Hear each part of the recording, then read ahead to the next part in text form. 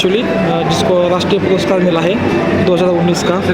तो इम्पोर्टेंट इस वजह से है क्योंकि ये उस बच्चे की कहानी है जिस बच्चे को अपने ड्रीम कंप्लीट करना है। उसका एक ड्रीम है, उसे कस्तूरी चाहिए और वो कस्तूरी मिलती है या नहीं, ये देखने के लिए आपको 8 दिसंबर को थिएटर में जाना पड़ेगा।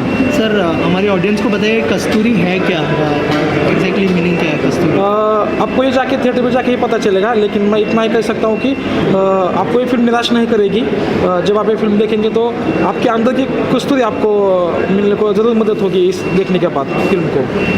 मैम, आप क्या कहना चाहेंगे फिल्म के बारे में? जैसे मैंने सर से पूछा था कि कितना इम्पोर्टेंट होगा ऑडियंस के लिए ये सब्जेक्ट, और ऑडियंस को क्यों देखनी चाहिए फिल्म? ये फिल्म इसलिए देखनी चाहिए क्योंकि इसका टॉपिक ही बहुत बढ़िया है और बहुत ही अलग है, जिस टॉपिक को नॉर्मली फिल्म मेकर्स छेड़ते नहीं हैं या फिर छेड़ने की हिम्मत नहीं रखते। तो ये ऐसा टॉपिक है विनोद ने जिसको छेड़ने की हिम्मत की है। और ऑब्वियसली हमारे लिए एज अ टीम ये लाइफ चेंजिंग मोमेंट था, पर मुझे लगता है कि अगर ऑडियंस भी देखेगी तो उनके लिए भी at least 1 point of life changing moment वहाँ पे होगा, क्योंकि इसमें ये फिल्म बहुत ही बोल्ड है और जो टॉपिक छेड़ा है पोस्टमार्टम और सफाई कामगार का, तो वो क्लियरली और ट्रांसपेरेंटली दिखाया है। तो ये मुझे लगता है कि ये उसका प्लस पॉइंट है और हर ऑडियंस ने ये देखनी चाहिए विद फैमिली। सर, क्या क्या रिसर्च करनी पड़ी और क्या क्या चैलेंजेस थे एज ए डायरेक्टर? जैसे कि मैडम ने कहा कि ये फिल्म मैनुअल स्कैवेंजिंग पे बेस है, तो कहीं ना कहीं मेरे फैमिली में मेरे पिताजी या मेरे दादाजी झाड़ू कामगार है लोकल म्यूनसिपल कॉरपोरेशन में। तो मुझे इस सब्जेक्ट का इतना ज़्यादा रिसर्च करने की ज़रूरत नहीं पड़ी, क्योंकि वो मेरे फैमिली से ही मुझे बहुत अच्छी तरह से पता था कि वो सब्जेक्ट में कितना डिफ़िकल्ट है प्रेजेंट करना विजुअली और उसे किस तरह प्रेजेंट किया जाए इन सिनेमा। तो मुझे मेरे इमोशन से एक्चुअली वो रिसर्च करने की इतनी ज़रूरत नहीं पड़ी, मुझे ज़रूरत नहीं लगी। लेकिन मुझे लगता है कि आप फिल्म देखने के बाद आपको पता चलेगा कि हमने कितना इस बच्चों ने खास करके बहुत अच्छा काम किया, जिस वजह से हमें नेशनल अवार्ड मिला है। तो आप लोग एक एक करके अपने किरदार के बारे में बताइए कि कौन से किरदार निभा रहे हैं? मैं इस फिल्म में गोपी का किरदार निभा रहा हूँ और सफाई कर्मचारी का एक बेटा दिखाया गया हूँ मैं, जो कि जिसके घर की परिस्थिति ऐसे है कि उसको काम करना पड़ता है सफाई कर्मचारी का पोस्टमार्टम का, लेकिन उसको ऐसा लगता है कि वो काम छोड़कर उसको एजुकेशन लेना चाहिए, शिक्षण लेना चाहिए। तो फिर वो उसका स्ट्रगल है कि शाला और काम में से जो स्ट्रगल है उसका, तो फिर वहाँ से उसको कैसे उसकी कस्तूरी मिलेगी, मतलब उसके लिए कस्तूरी काम है या शिक्षण। अगर ये देखना होगा तो आप 8 दिसंबर से अपने नज़दीकी सिनेमाघरों में जाकर फिल्म देखिए कस्तूरी, और आपको भी पता चलेगा कि असल में कस्तूरी क्या है। और मेरा किरदार गोपी का दोस्त आदिम दिखाया गया हूँ। मेरा किरदार एक खाटी घर से दिखाया गया हूँ, मुस्लिम समाज से। और मैं आदिम वो है कि गोपी का वो आपका जैसा जिगरी दोस्त रहता है बचपन का, लंगोटी यार बोल सकते हो, वैसा मैं गोपी का दोस्त दिखाया गया हूँ। आप आ जाइए। मैडम आप भी चलिए, आप जाओ ना अंदर। दोस्तों, हरीश पटेल जी हैं जो इस फिल्म के राइटर हैं, जिन्होंने ये फिल्म लिखी है, स्क्रिप्ट प्ले डायलॉग से उनकी। क्या क्या रिसर्च करनी पड़ी और आप लोगों के लिए कितना बड़ा चैलेंज था कि जो कहानी है वो रियल कहानी सबके सामने है? चैलेंज तो था ही, क्योंकि आपको पता है कि विनोद कामले जो डायरेक्टर है फिल्म के, वो खुद उस कम्युनिटी के हैं, लेकिन बाकी जो क्रू है, जैसे कि मैं हूँ, गोपी है, जो अदर आर्टिस्ट है, वो उस कम्युनिटी के नहीं है। तो मुझे एज ए नॉन कम्युनिटी मुझे बहुत सारा रिसर्च करना पड़ा, जैसे कि टॉयलेट साफ़ करना है। उस फिल्म में सारे रियल लोकेशंस थे, पब्लिक टॉयलेट्स थे, हॉस्पिटल का जो पोस्टमार्टम रूम था वो सब रियल था। तो पोस्टमार्टम रूम अगर आपने देखा होगा तो उसमें हम 2 मिनट से ज़्यादा रुक नहीं सकते, और अब अगर आप पब्लिक टॉयलेट में जाते हो तो आप इमेजिन कर सकते हो कि वहाँ पे कितनी देर आप अच्छे से खड़े रह के कुछ हैप्पीनेस इमेजिन कर सकते हो।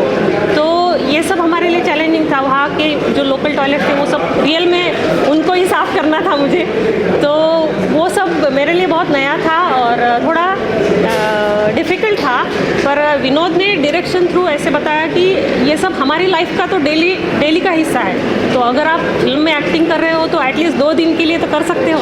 तो वहाँ से शुरुआत हुई उसके डायरेक्शन की, और धीरे धीरे इन बातों का हमने भी इन बातों को हैबिचुएट किया कि सच में अगर मैं उसी कम्युनिटी की होती तो मुझे तो धोना ही है, अगर वो लोग भी ह्यूमन बीइंग है तो मैं भी ह्यूमन बीइंग हूँ, तो एज ए ह्यूमन बीइंग फिर उस तरीके से हम लोगों ने वो रिसर्च किया, डिटेल में समझी, हर चीज़ को समझा और उनकी भावनाओं को भी समझा।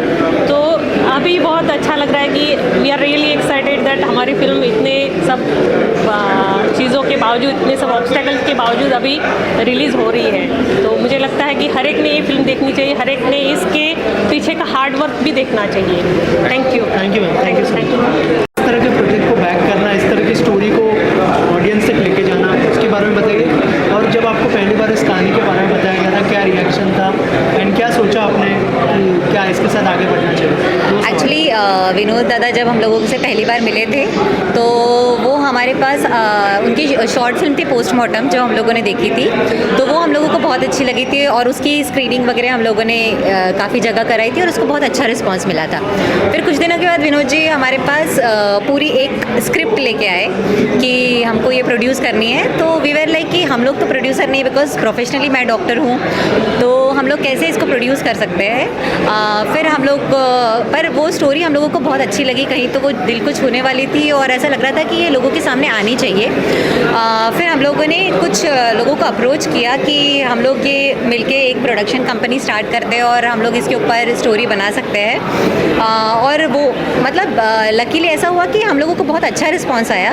तो 8 लेडीज़ एंड एक जो है जेंट्स है इसमें, तो हम सब लोग अलग अलग बैकग्राउंड से है, लाइक कोई एंटरप्रेन्योर है, कोई इंजीनियर है, डॉक्टर है, जो एक्स ब्यूरोक्रेट है, ये सभी लोगों ने हम लोगों ने सोचा कि नहीं, हम लोगों ने ये इशू सामने लाना चाहिए, सोशल इशू, और इस हिस्से हम लोगों ने इनसाइड फिल्म्स का स्टार्ट किया और ये मूवी बनाई। So this is our debut movie. और कैसा रिस्पांस मिल रहा है? लोगों ने ट्रेलर देखा होगा, ट्रेलर देखा है, और इसके पहले भी जब हम लोगों की फिल्म मामी में थी तो उसमें भी बहुत अच्छा रिस्पांस था, एकदम हाउसफुल थी, लोग ऐसे नीचे बैठ के हम लोगों की मूवी देख रहे थे। देन धर्मशाला फिल्म फेस्टिवल और लंदन में, फिर बाकी जो है सारे फिल्म फेस्टिवल में इसको बहुत ही अच्छा रिस्पांस मिला है। और ट्रेलर के बाद भी लोग बोल रहे हैं कि बहुत अच्छी मूवी है, कहीं तो उन लोगों को भी लग रहा है कि एक छोटे से बच्चे की बहुत अच्छी कहानी है। और साथ ही नागराज मंजूरे और अनुराग कश्यप जी हमारे साथ आए हैं, इसके कारण लोगों ने मतलब सभी लोगों को ये लग रहा है कि ज़रूर ही इसमें कोई अच्छी बात होगी, बहुत अच्छी कहानी होगी। मैम, आप क्या कहना चाहेंगे? कुछ ऐड करना चाहेंगे? जो सर, आप कुछ कहना चाहेंगे? जो यूज़ किया है, फिल्म को सपोर्ट मिला है बहुत बड़ा। जैसे मैडम ने कहा कि इस फिल्म को प्रोड्यूस करना ये बहुत बड़ी बात थी, क्योंकि इस सब्जेक्ट में कमर्शियल वैल्यू कुछ नहीं थी, जो भी था एक वास्तववादी कहानी थी जो मुझे कहनी थी, लेकिन मुझे प्रोड्यूसर नहीं मिल रहा था। जब मैडम ने और सर ने कहानी सुनी तो उन्होंने मुझे विश्वास दिलाया कि तुम अपनी फिल्म बनाओ जो तुम्हें दिखती है, जो तुम्हें बनानी है दिल से। तो मुझे थैंक यू बोलना है इन सब फिल्म को कि उन्होंने मुझे वो फ्रीडम दिया, उस वजह से मैं यहाँ तक आ पाया हूँ। और आज बहुत खुशी है कि अनुराग सर और नागराज सर हमारे साथ खड़े हैं कि इस फिल्म को रिलीज़ करने के लिए। तो इंसर्ट फिल्म को बहुत धन्यवाद, अनुराग सर को बहुत धन्यवाद और नागराज सर को बहुत धन्यवाद। Thank you so much.